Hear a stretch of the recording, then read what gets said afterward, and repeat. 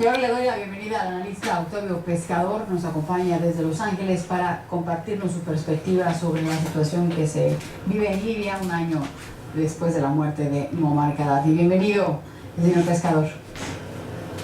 Gracias, Lucía. Buenas tardes.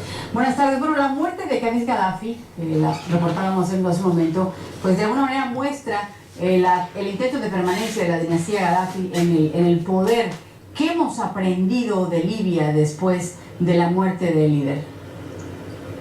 Que es una sociedad en transición, que efectivamente después de 4 décadas de dictadura van a haber bastiones todavía donde hay apoyos, donde hay lugares que se pueden esconder algunos de los altos jerarcas de ese régimen y que van a pelear.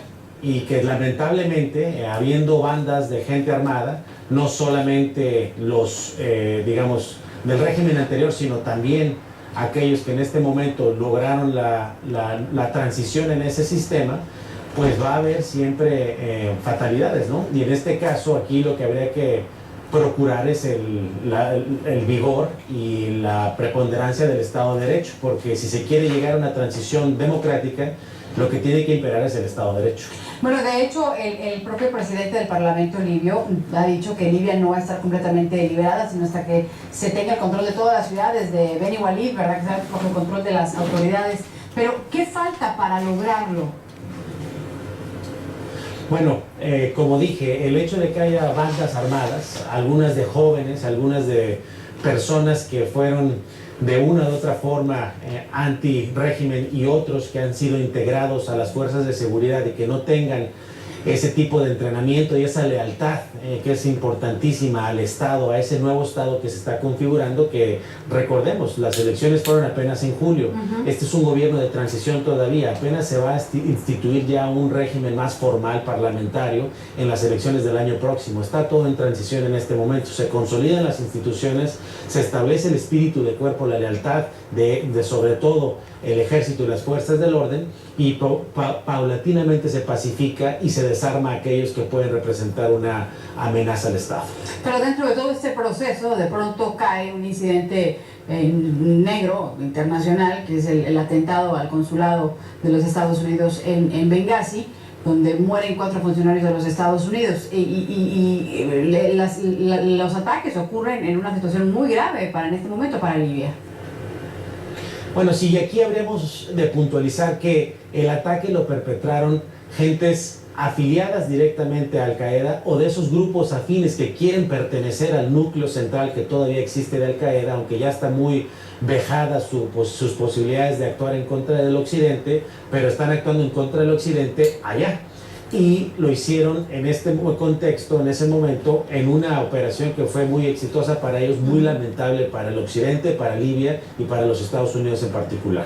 La cultura de sistema tribal que tienen ellos y la cultura de violencia que impera en el país, pues, ¿de cuánto tiempo irá a tomar modificar una historia de esa naturaleza? Muy bien enmarcada el cuestionamiento.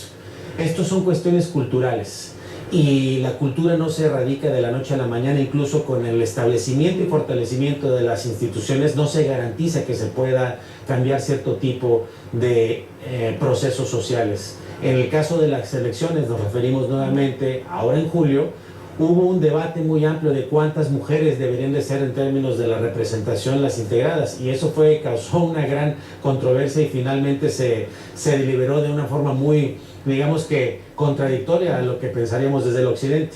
Entonces vamos a tener que tener paciencia desde acá para poder ver esa sociedad evolucionar hacia lo que quieren, hacia democracia, la participación. Finalmente ellos ya pueden como personas decidir quién los va a gobernar.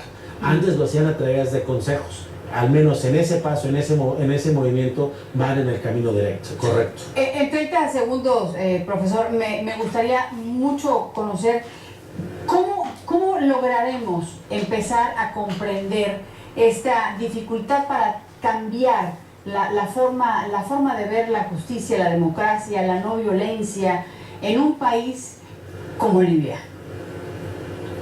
Tenemos que educar. Lo que hacemos todavía en este país, incluso se ha mencionado del nation building, el desarrollo de la nación, ese es un proceso que nunca se agota y allá estamos empezando. Aquí tenemos siglos ya de ventaja en términos de esos procesos, pero es inacabado. Vamos a tener que tener paciencia, como dije, y colaboración. Pues me da mucho gusto haber tenido oportunidad de conversar con usted. Gracias por compartir su tiempo con nosotros. Octavio Pescador, analista político de la Universidad del Sur de California. Claro que sí.